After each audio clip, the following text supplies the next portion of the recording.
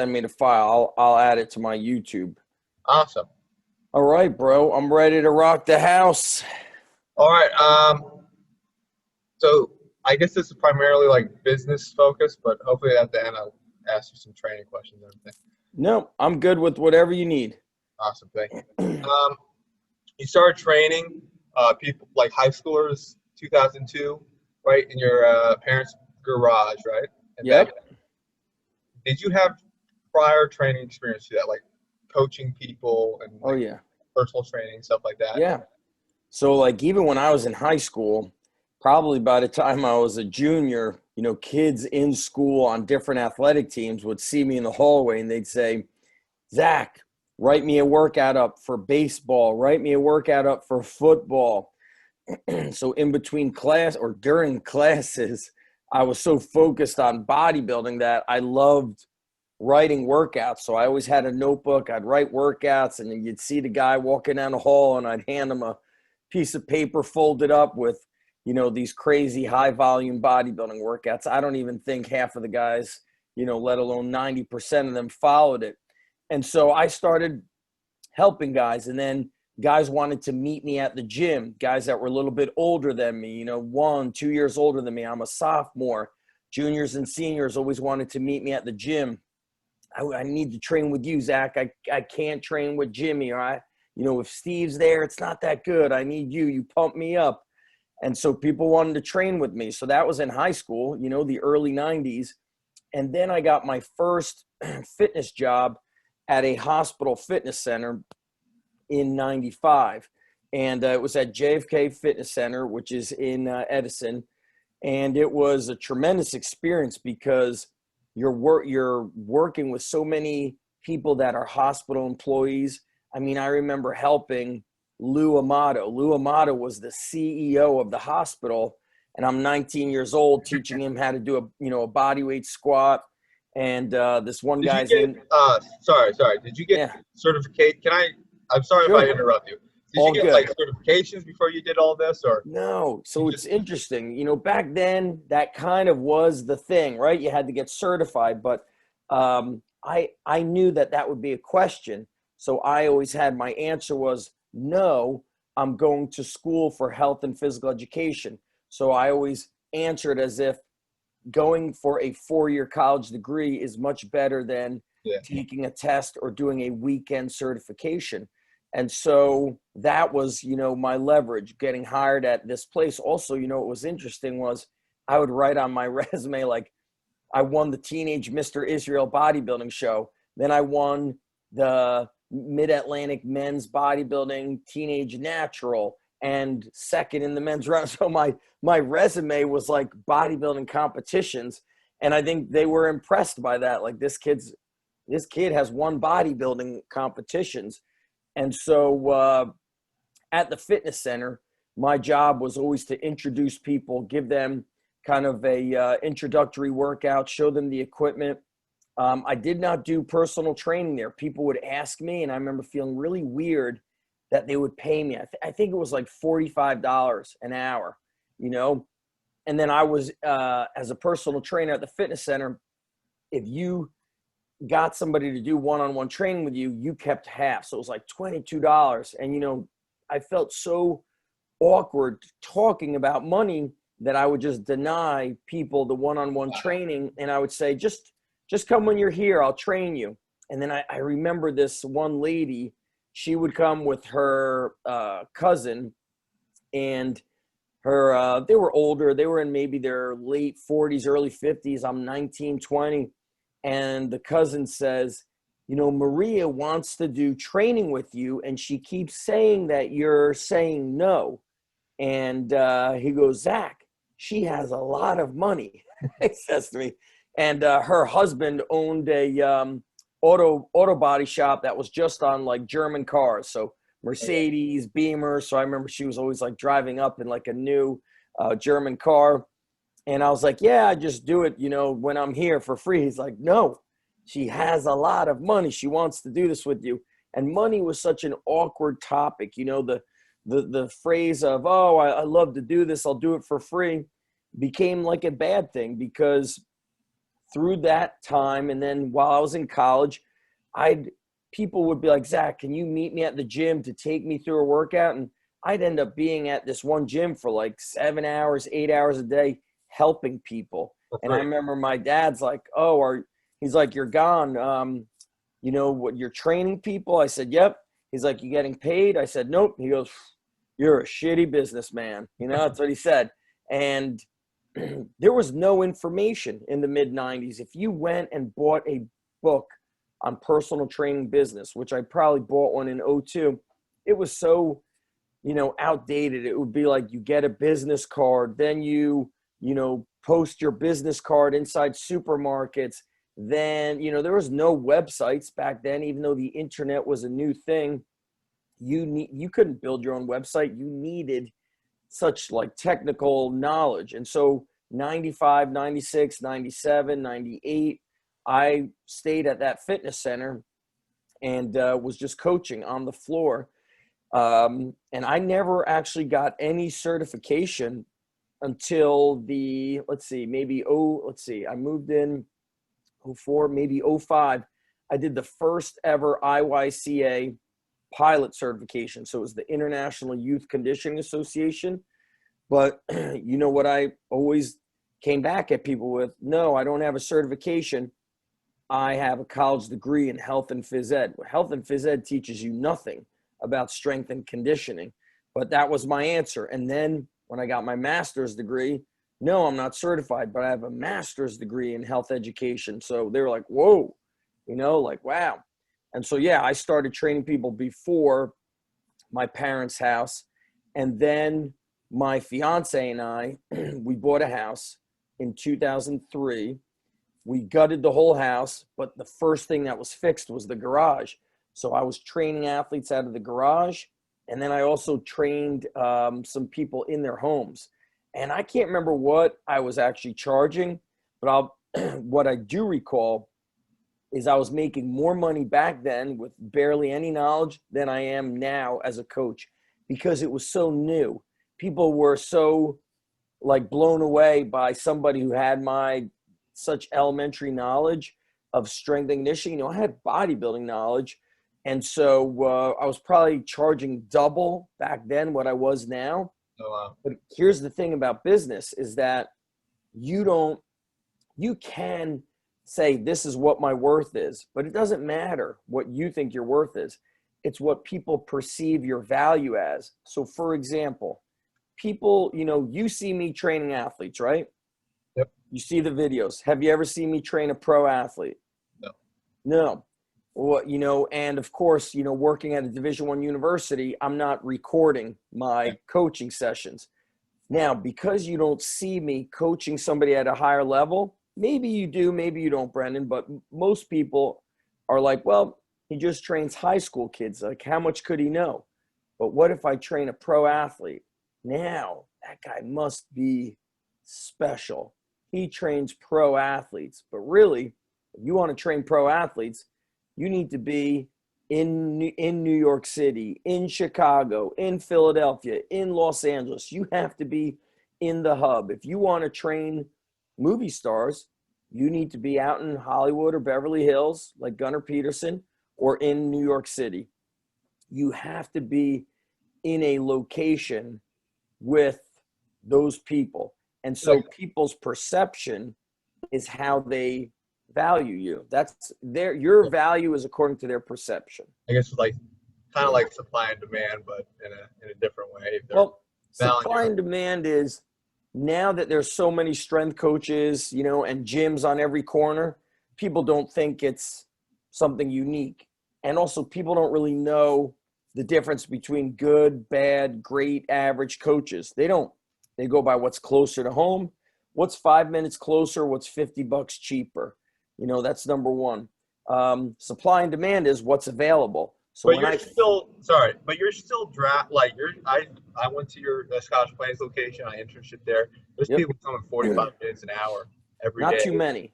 Not too many. No? Back in the day, back when I started out of that garage, not my parents' garage, but my first house, we had kids coming from Cherry Hill coming to Edison, which is an hour and 10 minutes.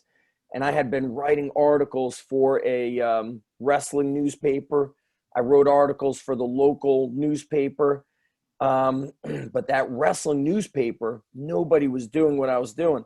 They saw us pushing trucks, lifting sandbags, climbing ropes attached to a tree branch. Like, it was like, whoa. So people had not seen that before.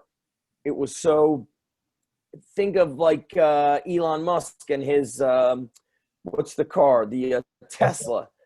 You know, there were electric, cars, but nothing that looked like that. They were all the little, little Hondas, little Toyotas, the Prius.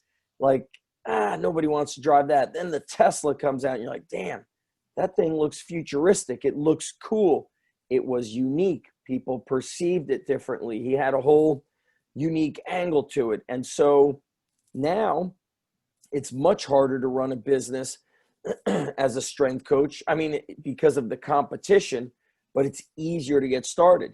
Equipment is cheaper. Equipment is available everywhere. You know, when I started, there were not many equipment companies that were selling to private guys like me. You know, there were, big like Free Motion, Hammer Strength. That stuff was going into big gyms with big money. Small studios, that was a very rare thing 20 years ago. Are you still I guess you developed kind of like a niche in the strength and conditioning. Right. Obviously, you were one of the first. Like you said, there was not a lot of competition. You were one of the first. You developed this niche of like really hard, gritty training. Yep. Obviously, very effective.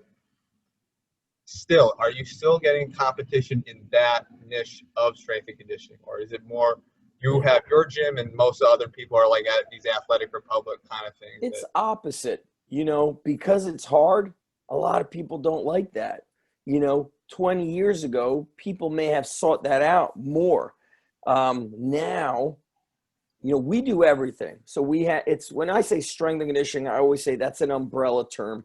Under that umbrella, we have speed, we have power, we have speed strength, we have strength endurance, power endurance, we have agility and coordination and building athleticism. It all happens, whether it's in my gym, whether it's across the street at the playground. I'm building athletes. What became competitive was places that are just speed and agility. Why? Because the consumer, when they hear strength, they're like, whoa, my son's going to put a bar on his back. He's not ready for that. They equate anything with the word strength as a squat or deadlift, right?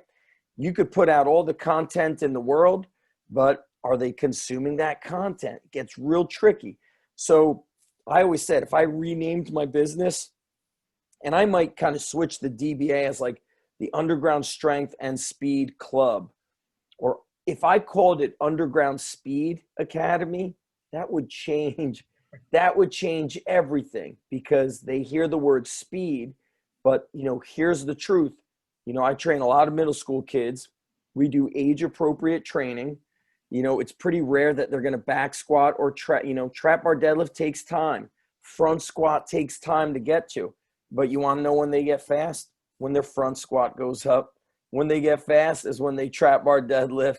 Until then, it's a slow moving process. And also at the middle school level, there's no hormones raging. So they're not getting the result that people think, like, oh, I don't want my son to get too big. And it's like, well, if it was that easy, everybody would be 225 and ripped. So competition comes in a lot of ways. Is what's close to somebody, right? Number one. Number two, convenience. So in Scotch Plains, being in a building with a wrestling club has been a huge bonus, because they lift and wrestle, and now mom and dad don't have to go to two places. That changes a lot of stuff. Or I'm sitting here as a dad, my kid is wrestling, and I'm just sitting here. You know what? I'm just going to sign up and get some workouts going. So that has been big.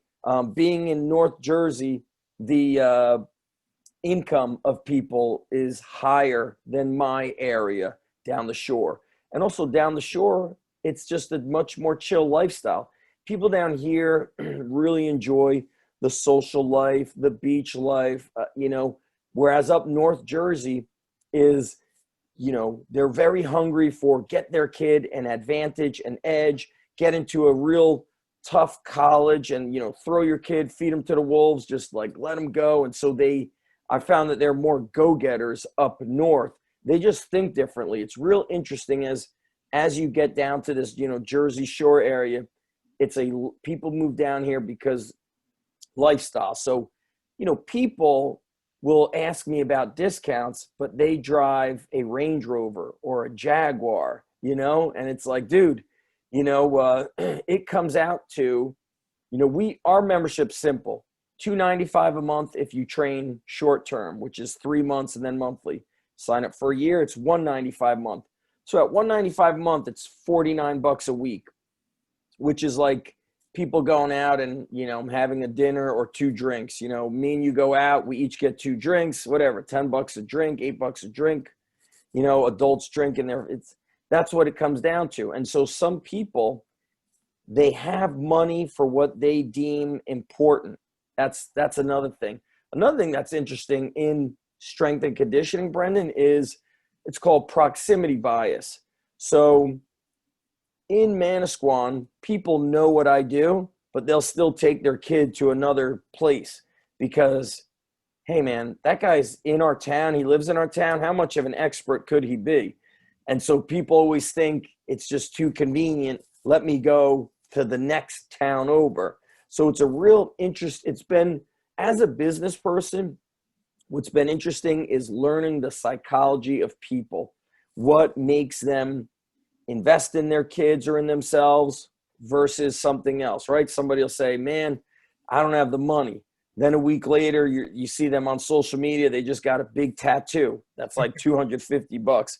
And hey, they had the money, but they chose to do it elsewhere. So they viewed your service as less important than the tattoo, right? Or some people are like, you know what?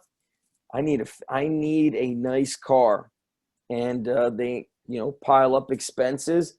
And so for me, when I was younger, you know what? I had a loaded Nissan Pathfinder. The inside had like wood panel, Bose stereo. I loved it. Now I got a Toyota 4Runner. It's a basic 4Runner.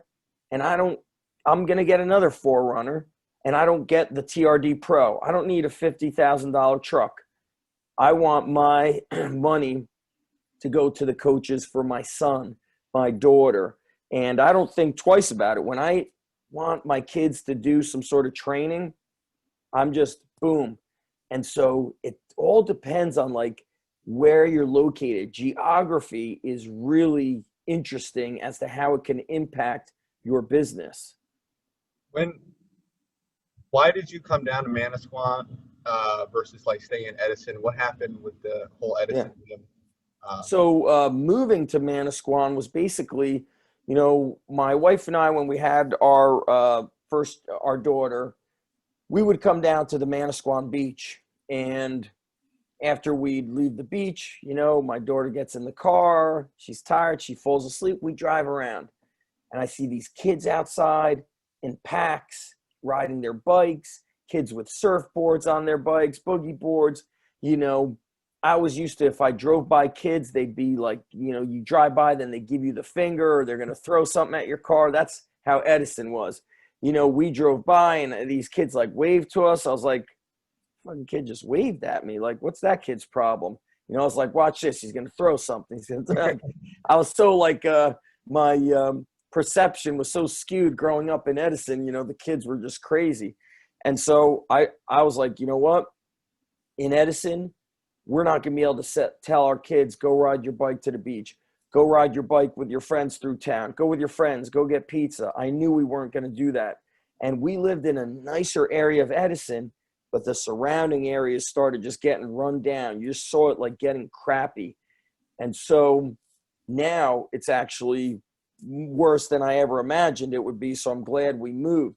Basically, it was, where do we want to raise our kids? We want our kids to be able to spend a lot of time outside. So now that's what my kids do. My daughter and her friends, they ride their bike to the beach. Then they go and buy pizza. Like, they're on their bikes. People know each other, there's always an eye on your kid from somebody that you know.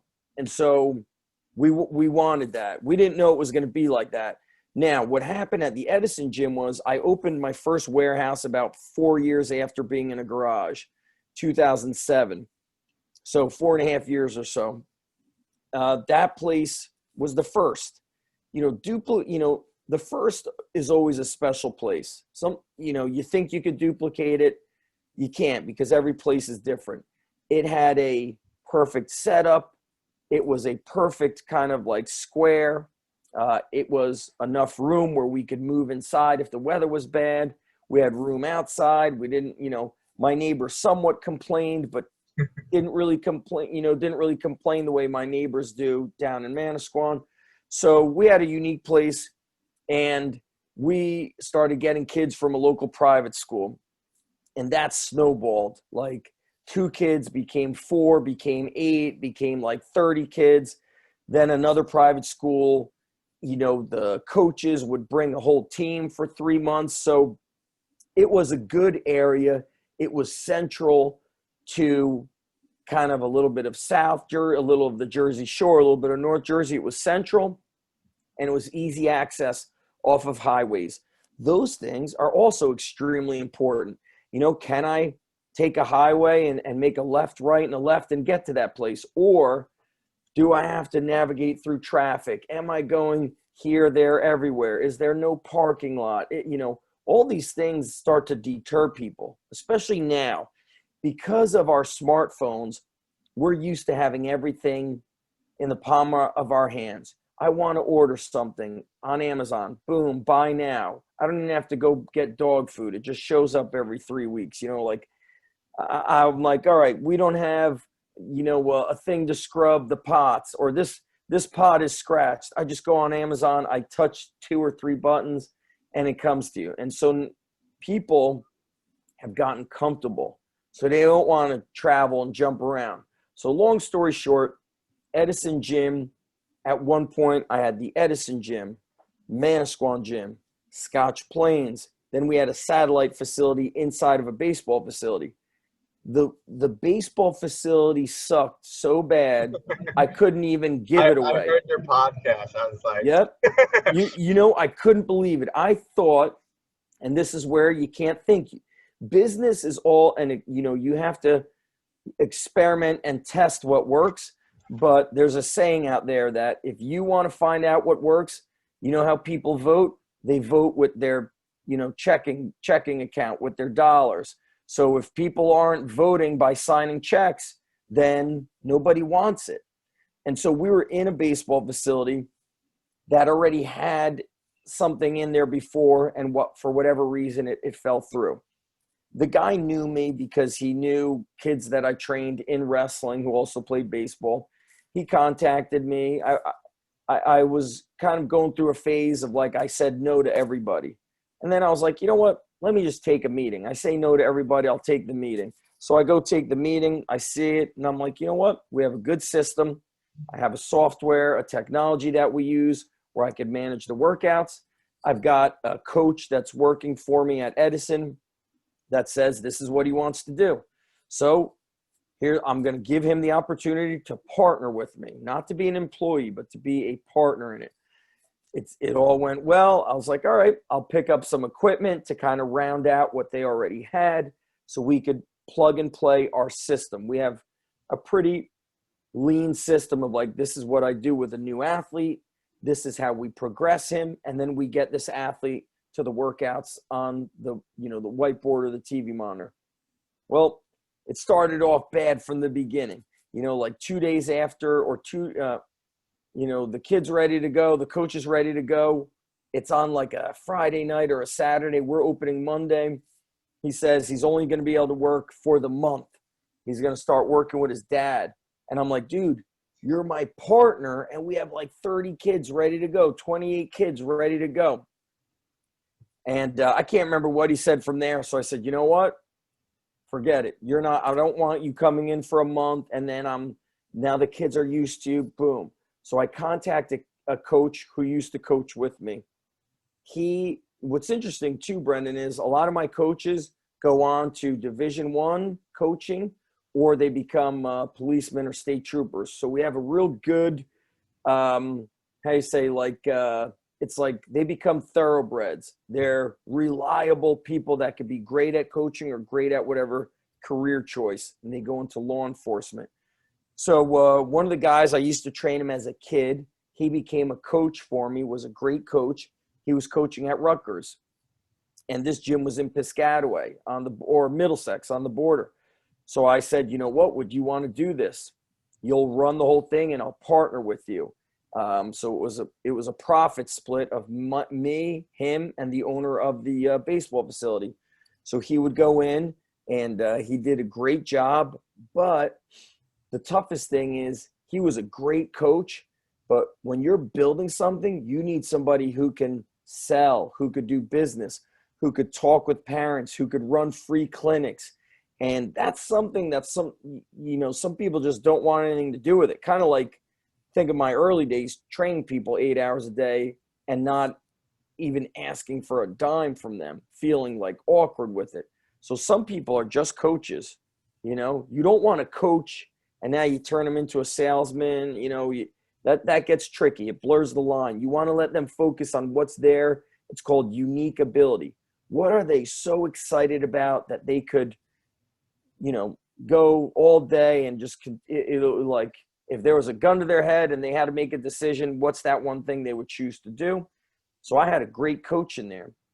What happened was that area was not high income, and people basically, they had money for baseball or strength and conditioning, not both. And really, most, including myself, unless my kid is so friggin' weak, I'm going with the sports skill, because the sports skill is what's needed. That's the number one thing. Keep the main thing the main thing. And so we could not get baseball players to come for the life of us. And so then, I'm talking with the guy who owns the baseball company. He's got a marketing guy.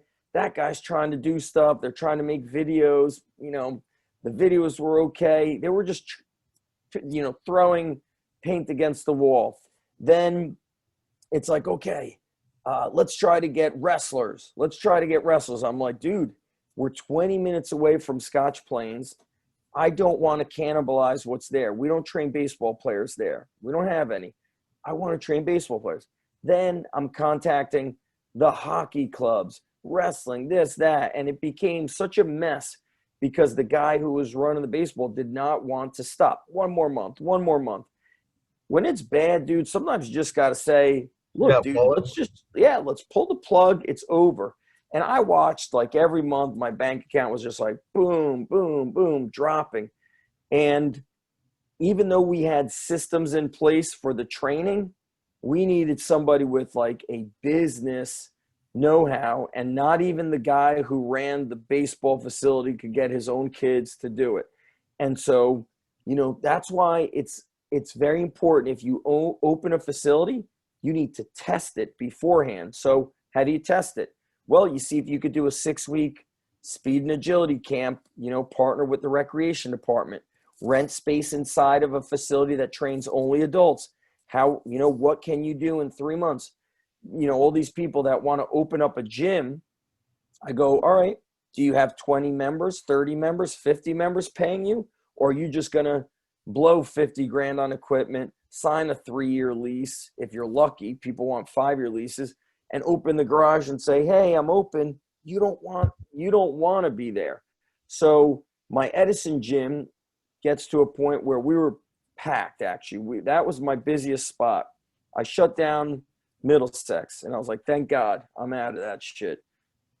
I had 3 guys that were, the one guy went full-time to work with his dad, and I had 2 guys that were accepted into the police academy. It was like early to mid-November, and they could get the call to go into the police academy right after Christmas. That was a possibility. So I was like, you know what? I think I spoke with my buddy Alan Cosgrove, who had mentored me, and I still chat with him all the time. And I was like, dude, I don't want to keep training coaches, turning them into great coaches, and then they leave every 2 years. They go to a Division I university, or they go someplace that's full-time. I don't have a full-time guy here. And I felt like They were just kind of taking and then leaving. You know, I would offer them, hey, you could run this gym as a partner, and then you could start making substantial money that way. But they were either so entrepreneurial that they had to do it on their own, or they were going to a university, a college. So I was like, you know what? We've got a lot of kids coming near Scotch Plains, not from Scotch Plains, but in that area. And I'm just going to say, we're merging. That's it. I'm not closing Edison. I'm just going with one facility in North Jersey, one in South Jersey. And so when I made that announcement, people were really like bummed, because people don't like change. And what's interesting is even the people who were bummed, Scotch Plains was closer to them, you know? Edison was just perfect though. Yeah. 1,600 square feet, perfect box, you know, whereas Scotch Plains, I get brand new equipment. A little less room too, though, in Scotch Oh Plains. yeah, 960 square feet. So that's almost not half, but it's, you know, close to half. You know, 700 square feet less is a big difference. And so I get these $10,000 Sorinex racks. I got all this new equipment, and everybody's like, "Oh, it's too nice." It's like, yeah, I just got fucking like NFL grade equipment, and that's too nice for you. So it was like, I told people straight up, and that's one thing I just tell them straight up. Look, you know, if you want to fucking train with us, you'll drive. You know, maybe you drove 10 minutes. Now you got to drive 20. Well, guess what? Some people drive 30 and 40 minutes. So if that 10 minutes is too much for you, then you don't want it. And that's what I told people. That's what I told parents. I'm like, I don't want to hear any fucking complaints, because we're going to squat and deadlift and throw medicine balls and sprint. And if the 10 minutes is now an inconvenience, then just don't sign up. That's it.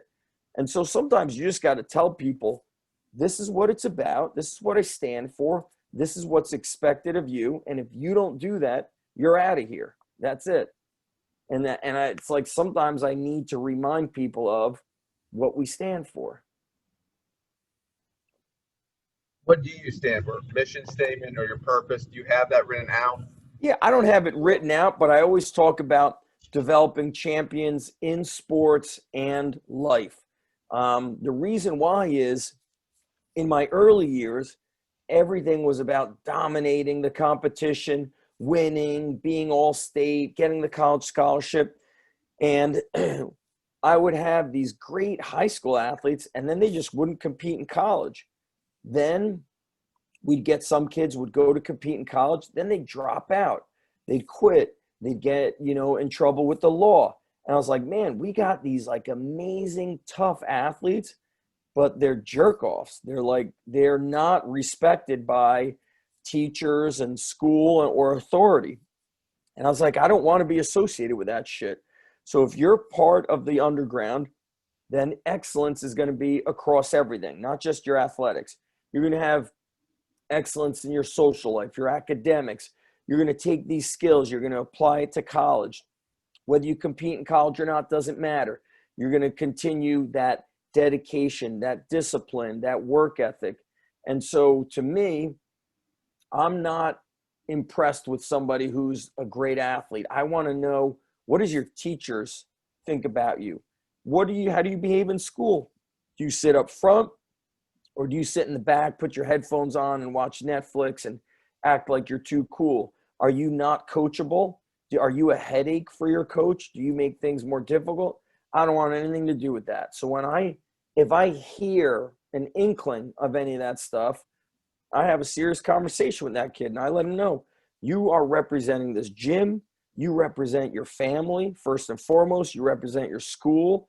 And so, you know, unfortunately, every team always has one kind of troubled person. And so we always, you know, I don't want to say we always have it, but I experience it a lot because, you know, I train a lot of people every day. So once 2010 came around, you know, I opened Scotch Plains is, I think, going on our 5th year. I can't remember. Maybe it's our 4th year. It's all a blur to me. 5th year? I don't even know. Thanksgiving is kind of like we did like a big lift and roll. Because we got the wrestling club. We called it lift and roll. This is our 1st year we're not doing it. But long story short, it was like just having these two locations gave me focus. I kind of lost my train of thought here. We were talking about like excellence of the kids, right? Yeah. Like Oh, if you I said know like, what we're saying. Is, I've been at the college level, both Lehigh and Rutgers. You always have kids that stand out in a good way, and some kids that stand out because they make everything difficult. They struggle with their academics. They struggle with the ability to handle the workload of, Division One athletics. And then you have that, at the underground, at the private level. And now I'm at the high school full time. Is a very unique position. Public schools is very new to have full-time strength and conditioning coach. And so I get to see, like, you never have a smooth sailing group or a smooth sailing team. There's always somebody that throws a monkey wrench in it. are you expected to go to the games and stuff as the strength coach for your high school? At the high school, there's no expectation. And they also know that I run my gym. And since COVID, I furloughed my coaches in Manasquan, and I probably will not bring them back on until all this shit is over. So we're probably looking at, I reopened in mid-June. I won't be surprised if in June we could finally take our masks off. Yeah. It's a mess. Um, so you develop your business, open your gyms. The whole time you're also going to Lehigh, your Rutgers University, now this high school, uh, the high school setting. So do you have multiple revenues of income coming in beyond it? And then you have your certification, and then I guess Yeah. where else? For a long, basically since day one. So once I started training people out of my garage, I already had started multiple streams of income. So I learned that back then. He doesn't do it anymore. His name's Ryan Lee. He had kind of like his niche was fitness marketing. And so he had a membership website for training knowledge, which Mike Boyle purchased from him. That's strengthcoach.com. He had a website called Personal Trainer University, which was all business. So I got into that right away. I listened to every single audio in his membership site in a day. I'm talking like, I was up at 6 a.m. I was taking notes and I took action. And then I purchased one of his products, which was a unique because he spoke about trainers burnout, coaches burnout. They train at 6 a.m. and they go until 9 p.m. and they're travel to people's homes and they're at everybody's beck and call. So he's like, why do that? He's like, why not coach for like 4 hours a day? And then the other 4 hours a day, do online coaching, build programs for people, create a niche. And so Ryan was really like the godfather of fitness marketing, taught us how to leverage our knowledge. And I think the first ebook I sold was sold to somebody, in Europe. So people were buying an ebook from me through PayPal, early days PayPal.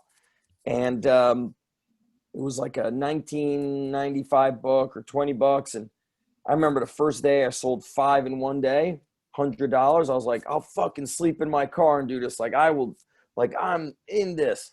But that was also early days internet. Not a lot of people selling what I was selling. Now there's so much competition. You need editing skills for your video. You need really skills that have less to do with how great of a coach you are to get the word out there. That's what's tricky. You want to get your word out there? How good are you at Facebook marketing? Do you have a Facebook marketing manager that you could pay $1,000 a month to manage your ads, which you might spend $1,000 to $5,000 to $20,000 a month? Like, it's taken off to a new level. A one-man army like myself doesn't really work anymore because things have gotten so complex that now you need more than just being a great coach and just recording stuff. It's not enough. Why? Because people have expectations. They've been trained. They see highly edited videos, right? Look at like Matt Wenning stuff, Mark Smelly Bell. They want to see these videos with editing, right? So also, what else is are people used to? Hey, does this guy squat 1,000 pounds? Is he 250 and ripped? You know, like Brendan, somebody like you with that physique, that's what people want to see.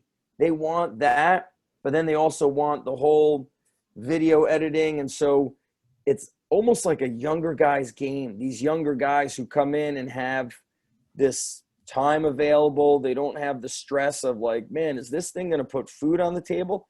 They don't care. They have all the time in the world. You know, there was a kid, he came to my certification. I mean, he was in his mid-20s. He played minor league baseball. Great kid. I met him out in Austin doing a cert. He started working for Onnit when they first started, and he didn't really like it. He didn't like Onnit. He didn't like all the marketing stuff. He didn't like it. And he was like, you know what? I don't like stuff. And this kid was in great shape. He was explosive. I mean, he was an athlete. He was a beast. And he's like, you know what? I'm pretty handy. I'm going to go and buy myself like a small RV. I'm going to fix it up. And I'm going to go start traveling the country and sleep on the roof, sleep under the stars, and get rid of all of this stuff. And so he went on what you call a hero's journey. He went and worked out in New Mexico for like a billionaire, doing some construction work and things like that. Then he just, he amassed some money and kind of like traveled around all these state forests and slept under the stars. And for him, I'd have to reach out to him to see what he's up to now, but he got away from the internet and all that stuff. And so what's interesting is, I have multiple streams of income. We've got the certification. We've got the membership website, Train Heroic, a lot of stuff. But I can't wait to have none of it. I don't want any of it. I really want a coaching gig and nothing else. That's what I want to do. I want to go to a place and coach and then leave. I want simplicity. Is that the ultimate goal? Yeah, 100%, man. I don't want to sit behind a computer. I don't want to edit videos. To me, that's stupid. I just want to coach people and lift weights. That's it. Do you have a plan to get there? Or it's just in this world, it's hard to say I'm going to get a job here or there. And this, with like slight transparency, I've been offered some jobs working in like military government style things. But when you have wife and kids, if it ain't, there's a book I have right here. This guy's great. You should be reading from Derek Sivers. Basically his motto is, if it ain't a hell yes, then it's a no. And so that's how I make my decisions now. So if one kid wants to do it, but the other kid is like, doesn't want to do it, then it's not a hell's yes for the family. And so it's going to have to be a very good situation for me to get up, move the family, and probably shut down or sell off the gyms, but I feel like my gym, like Louis Simmons says, like when he dies, Westside Barbell will die. Well, maybe Chuck Vogelpohl will take over, right? Maybe, but it will never be the same without Louis. And sometimes that's the toughest thing. A guy like me, I don't want to say I'm this like great coach, but I've been training for 31 years, coaching for 25 years. I see things differently. So if a coach is 25 years old, I've been coaching for how long he's been alive. You just see things differently. And by the way, somebody who's older or doing something longer doesn't automatically mean he or she is better, right? You could be doing things all wrong for 30 years. But it's hard for somebody like me to step aside. The good thing is, like at Manasquan and Scotch Plains, we have great coaches. The tricky thing is who's got my energy and the work ethic and the attention to detail. That's very tricky because, nobody, when you're the owner, nobody's going to be, you're the owner. They don't need to be as hyped up as you. They're not the owner. That's just the way it is. But when you're the owner and you're type A, you want to be so like relentless about it. There's like this book here, my buddy Kurt Hester wrote this book. This is a great book, Confession. He calls it Rants of a Strength and Conditioning Madman. It's a lot of business and life stuff in there. And he has a self-evaluation and also an evaluation where you could get, he says you should get an outside coach to come in and assess your coaches and assess you and assess everything, to give like an unbiased assessment. And then, it pushes people to get to work harder, to get better. And so in business, if you're not getting better, that's a bad place to be. You have to keep getting better. You have to get better at the skill. You have to get, your equipment has to get upgraded. I was up in Scotch Plains today. I'm like, all right, we need new medicine balls. We need a new pad on this bench. We need new bands. Before you know it, you're like, boom, that's $1,000. Well, if you're at the college level, $1,000 is what they wipe their butt with. There's money coming in all the time. When you're private, you're looking and saying, all right, it's $1,000, but it's COVID time and we're not getting a whole lot of new members and the gym might shut down and blah, blah, blah. But you got to upgrade. You still got to make those moves. So having this business knowledge is also important, Brendan, because now you're seeing colleges shut down sport programs. You're seeing them firing coaches without warning. What if that coach doesn't know any other way to make money but coaching? They don't know how to use technology. They don't know how to build out an online program. They didn't do any social media, so now nobody knows who they are. That's not good. You should always be, Ron McKeefery has a book out called Strength Coach CEO. You have to always be prepared to get fired if you're going to work in this industry. That's the sad thing. Even if you're better than the people taking over, sometimes it's the best friends getting the job, not the best person. Just taking notes. Sure, yeah, I do that all the time. I always tell people, I go, if I'm looking down, I'm taking notes. Okay. The attitude that you have in your videos at the gym, obviously it's showing that you care a lot and you put that energy in the kids. Did you always have that? Or was that developed over time? You're like, oh shit, I need to start bringing energy or I'm not going to get nobody. Yeah, I've always been fired up for this stuff. That's why even in high school, I was a sophomore. My two training partners were seniors. One kid I think had already graduated. They only wanted to train with me. People wanted to train with me.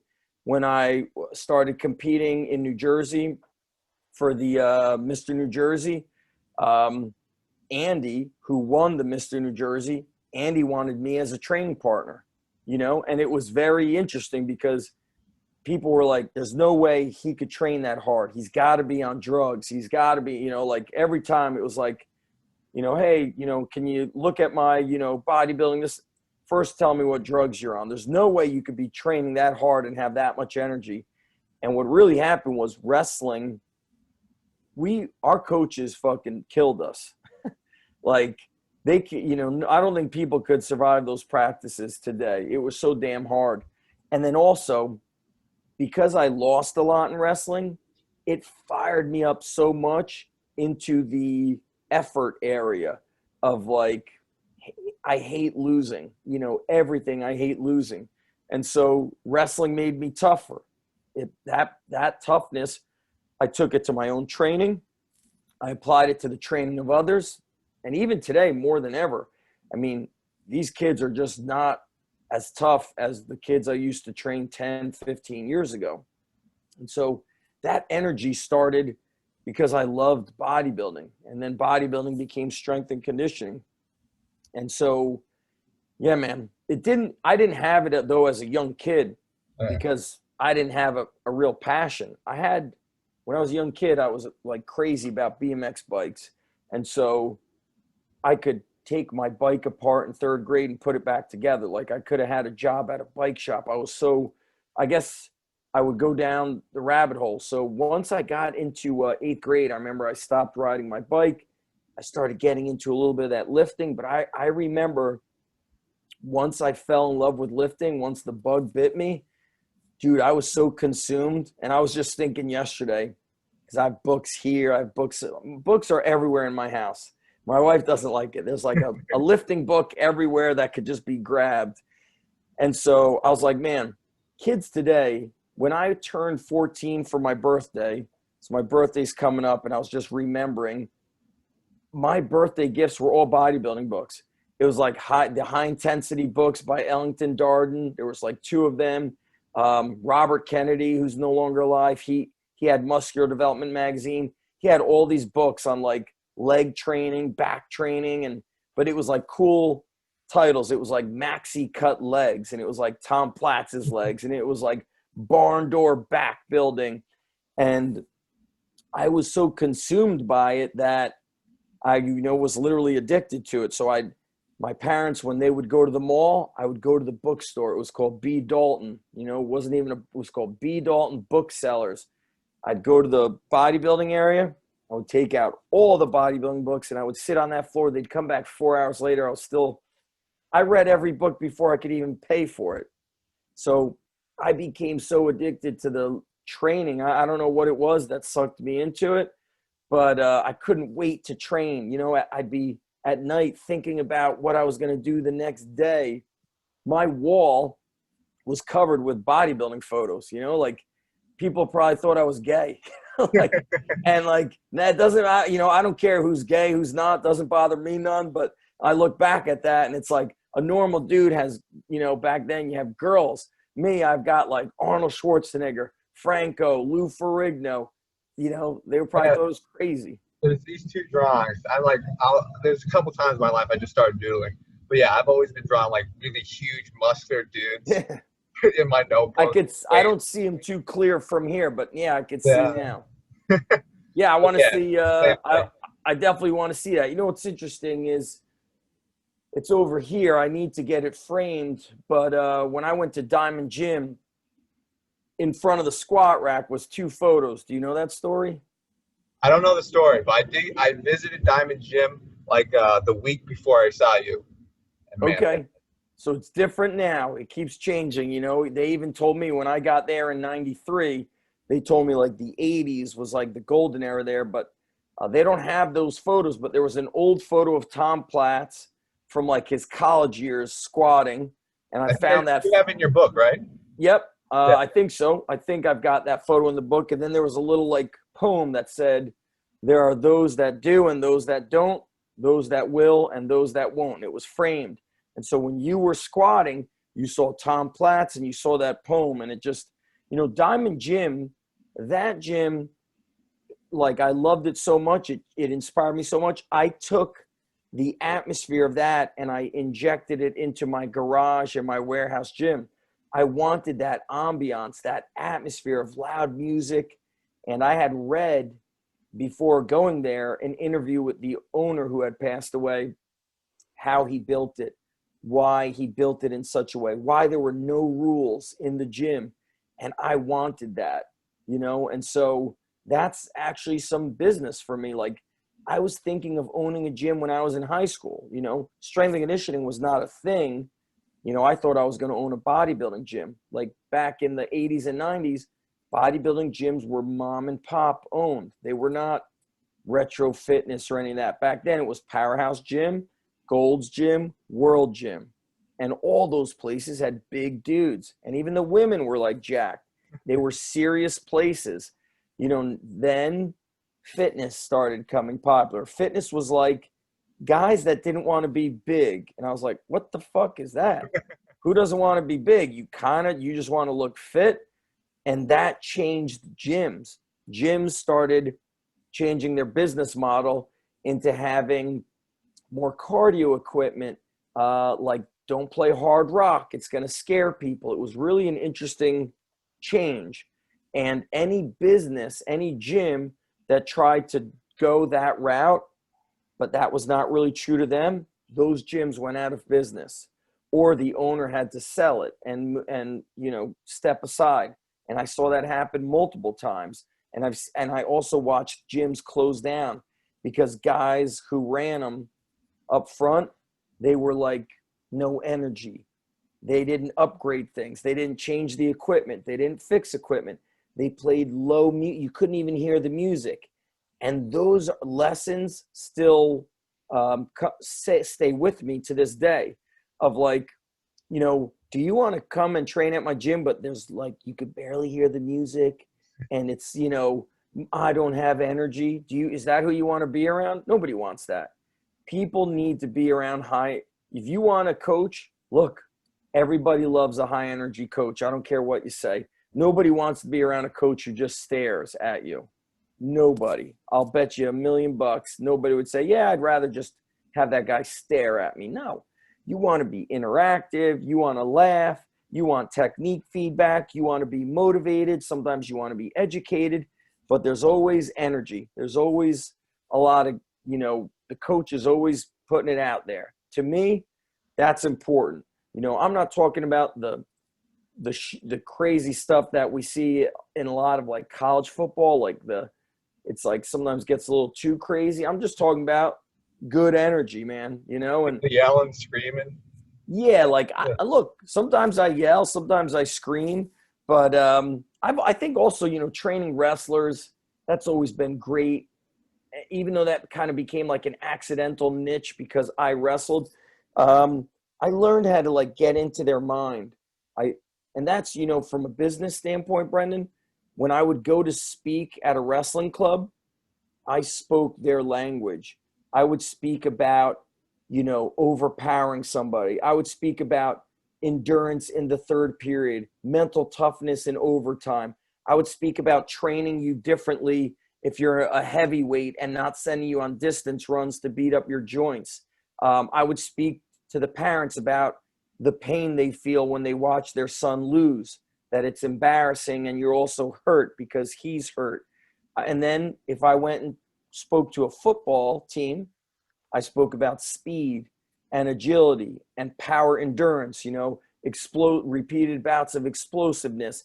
And then I would talk about why you need to build muscle. It's your suit of, I always spoke the language of the person, including if you drove up to my gym as a father and you had a pickup truck, I spoke to you a little differently than the dad who pulled up in a Audi or a Jaguar. The white collar guy wanted like, technical things and hearing like the science behind it. The blue collar guy wanted to hear about how I was going to kick his son's ass and fuck him up and make him work. It was like, and I had to be a chameleon and adapt to all that stuff. And it was stuff what made me good at it?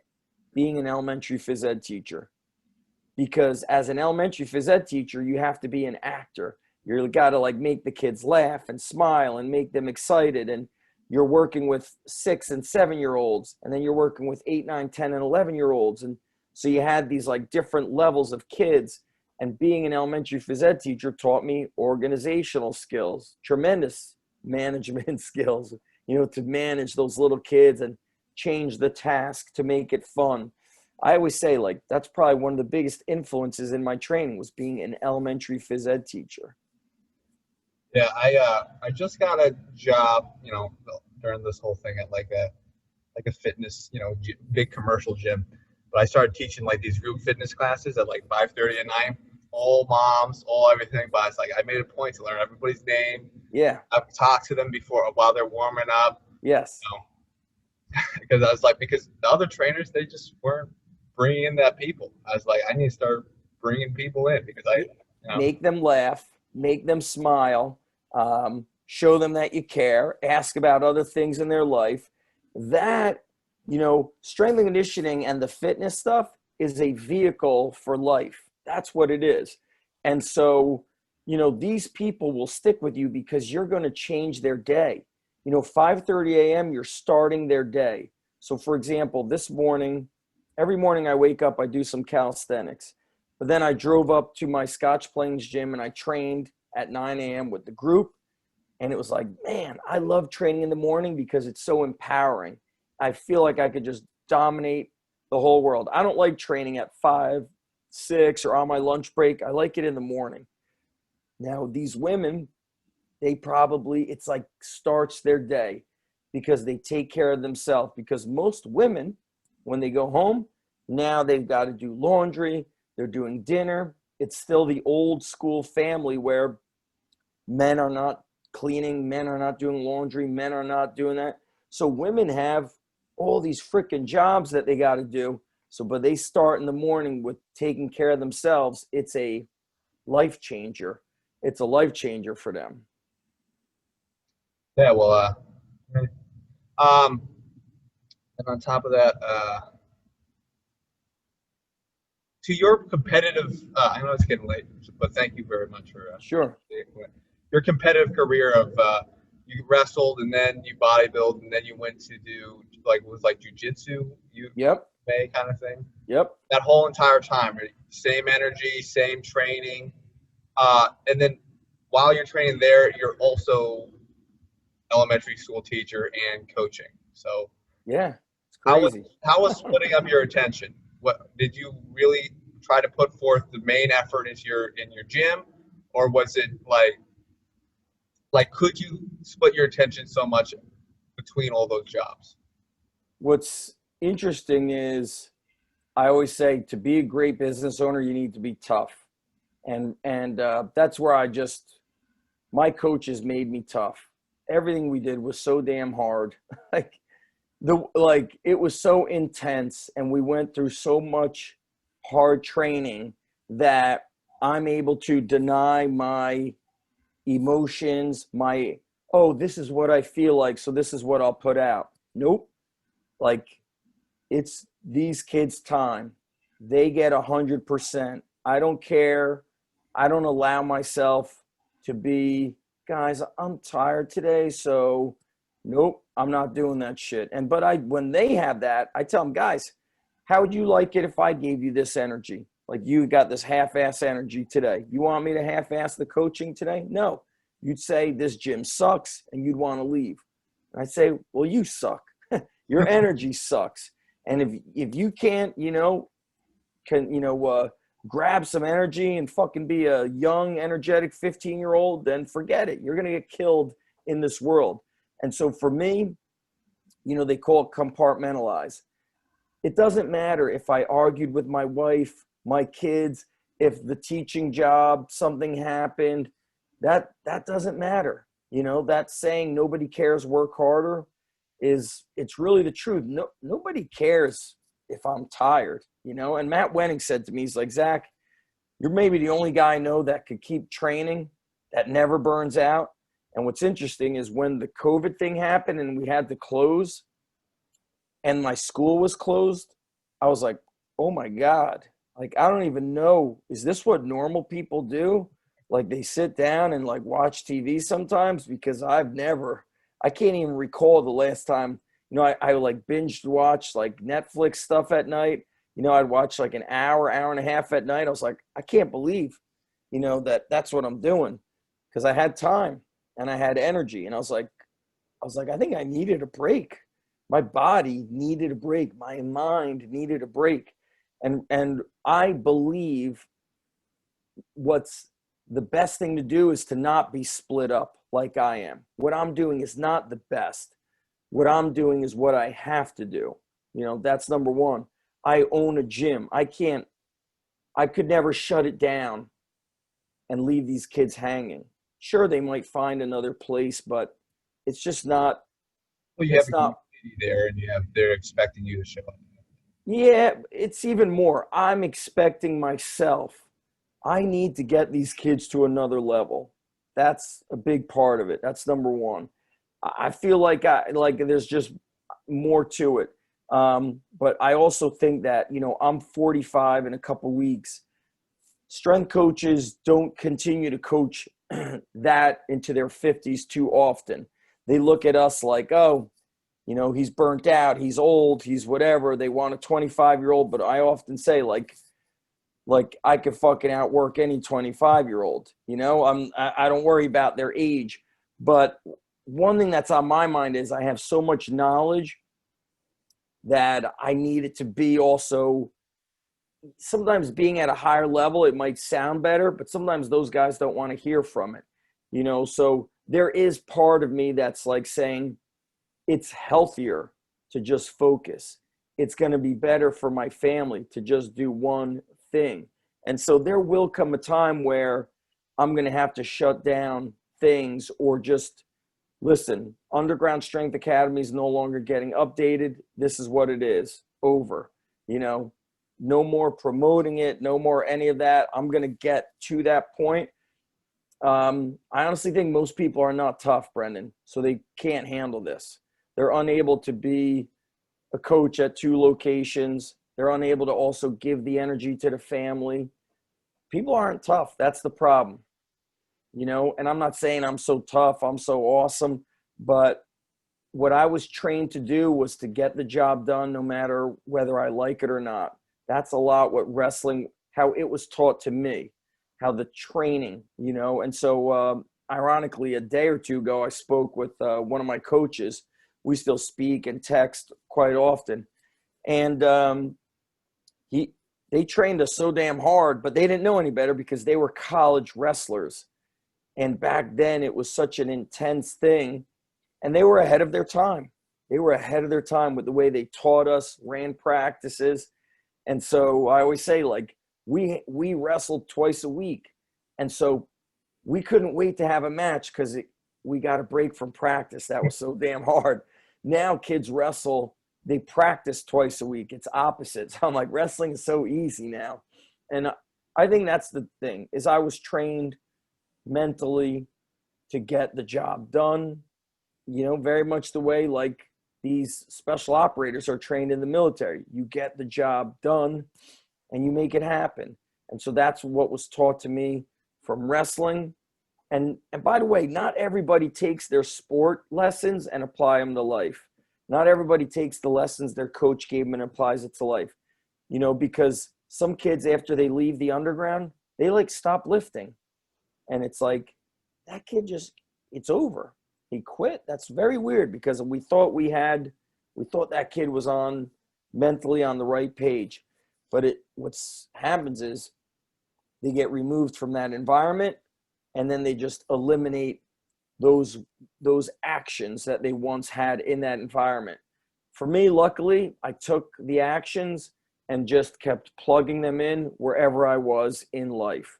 So as a teacher, I always wanted to be high energy, hardworking, and I wanted to do work without the principal having to ask me to get it done. I wanted to be the guy they could count on, you know? And, you know, in business, the tricky thing is, you know, the best man doesn't always win. The hardest worker doesn't always win. There's a lot of relationships in business and politics in business. And so business is not very, you know, cut and dry. It's not so black and white, unfortunately. You know, I'm turning 21 Friday, so I'm still Nice. pretty young. What's the plan? I got a competition coming up December 6th. I don't drink. I've never drank. Wow. Focused Nice. purely on performance. I'm What do actually, I'm training with Josh Bryant. Yes. I mean, so Josh, you know, if I was near Josh, I could see us hanging out a lot. You know, Josh, to me, I love what he does because, well, his videos are edited by somebody else, right? But he is such a doer. He's up early. He's a family guy. He's a worker. I love what he's doing. And for somebody like that, there's some, you know, there's some luck involved. You know, he got involved with Destination Dallas. They've got a videographer. They probably struck a deal. Does great videos with them. That's, you know, he's able to focus online content, online coaching. But for me, he's really like one of the best out there. You know, I really love that guy. Great guy. That's why I reached out to him. I was like, I want to, you know, I want to put forth the effort. I want to, like, I've been working out since I've been 13. So I was like, I'm not going to leave this without something, you know. What's coming up? Is it a regional? It's just a small competition in Long Island. We'll see. It might even get canceled because all the cases are rising, but doesn't matter. I've been working with him about the middle of the summer. So we got the day COVID happened, the day they shut down the gyms in New Jersey. I ran out and bought like 500 pounds worth of 45-pound plates. I had a bar and a rack already at my home. We moved everything out to the garage, and Where did you find the equipment? Off Craigslist or I think Facebook Marketplace. And I was lucky enough. I said we got them down to like I think like 78 cents a pound. right before the people got Right before crazy? everything's like shot up to $1 a pound at least. That's like Yeah, if it was $3 a pound yeah, eventually. Yeah, $3 a pound. I yeah. know, crazy. Yeah. Because I used to buy used gym equipment for 25 cents a pound. This is like I always say, like, man, this is the business to be in, and good and that's actually great to see that people want gym equipment. To me, that's friggin' cool, man. That's sorry, dude. That's happening now because not long ago, hey, you're weird, man. You do all that powerlifting stuff. That's weird. Now that's a pretty normal thing, which is Man, cool. it was weird when I was in fifth grade. I was walking around. I was still doing push-ups and stuff, and people were like, "Are you on steroids?" I'm like, "Dude, I'm fifth grade." Stuff fifth graders, but whatever. Well, you're a big guy, man. I saw that older video you posted, and of course, I saw you when you were here some months ago. You're a big guy, man. So the photo of you curling, I can't remember what you said, how old you are in that video, I but was 17. that's pretty big for a 17 year Yeah, old. it was junior year of high school. I wanted to do a bodybuilding competition, so I didn't know anything. Like the day before, I signed up two. One in the summer, I talked to this guy who did bodybuilding at the gym. He's like, "All right, just stop eating all carbs," because it was like that weekend. So I just stopped eating all carbs. And then that was later in like October, and I was trying to diet. I was like doing the bike and whatnot to think I need to lose weight. Yeah. I just came in small. I was just small. I didn't I didn't know anything. Wasn't eating enough, but I did look good. You gotta, for me, being at Diamond Gym, everybody was bodybuilding. Everybody was competing. Diamond Gym is essentially the West Side Barbell of bodybuilding. And so you're always getting coached, you're always getting helped, and you're always being challenged and pushed. And the music's loud. I mean, it was an amazing place. And so I just took that and plugged it into my gym. Yeah, it's tough. I worked out of the Y and it was all right, but like I was by far the most energetic. I was like lifting as much as I could. None of the kids in high school could keep up with me, nor would they want to. It's just like you talk about your training partner and stuff. I never had anybody just I because. went through training partners. I would fire people. Yeah. I would just fire. And what you went to Randolph High School? That's where I live. I went to a tech high school, so that was even worse. Like forget about it. It was just a whole bunch of nerdy kids. But What was the school? Where did you go? Morse Tech, it's in Denville. I went for healthcare sciences and stuff. Yeah. They have those around here. Like they call it Allied Health. Yeah. Yeah, It's a pretty tough school. yeah, it was all right. Oh, yeah. Good. Um, and then, yeah, that's about it. So I got that meet December. I'm Good. training with Josh and he's kicking my ass. Actually, Yeah. he started. He just knew how to program better. Like I was going way too heavy, way too often, to failure too often. Yeah. His programming is extremely tough, especially if he knows what you could, he knows what you could handle according to your experience, your age, how that affects your recovery. You're 21 in a couple days. His programming for you is going to be different for the guy that's 31, and he's, I think I'm a little bit older than Josh. I'm almost 45. I don't even know if he's 40 yet, but he was around a lot of the quote unquote old school guys, the old timers, and then he was mentored by Fred Hatfield. So, and Josh is an intelligent man where he was able to absorb their knowledge, which is, what do they call that? Damn it. My buddy Ed O'Keefe wrote a book on this, time collapsing, where you learn from somebody, and instead of you taking 10 years to learn the thing, you just immerse yourself and get mentored by that person. And maybe in 4 weeks, you take their 10 years of knowledge and like, you know, you collapse time with it. It's called, you're jumping the ladder of success. You're not climbing it and struggling. Time collapsing. So he's got a book out called Time Collapsing. Very good book. A lot of business lessons. Definitely helped me with that. I gotta say, I'm covered for my knee surgery, and I was like, I need to start doing something. I need to start That's pushing. right. And I was like, I reached out to you, and you've helped me a lot. That whole idea, the energy you bring, the coaching, your mentality, your business, having 2 locations, your certifications, and everything like that. And I appreciate you taking the time out of your Yeah, day. man. Cool. I like doing these, man, because it's interesting to hear what questions, you know, people will come up with. Some people ask same questions, but they have kind of like a different angle, and it brings out like a different story. So I think it's cool to like, I enjoy these interviews. I do, especially from somebody who legitimately wants to learn about it, you know? Yeah, I uh, Nice. I I don't want to be a bum. I don't want to fail. You know, in life, I'm okay with failing. I just don't want to not give it my all in. What do you think you're going to do after school? After school, get my strength and conditioning coach certification. The From CSCS or yeah, the CSCCA?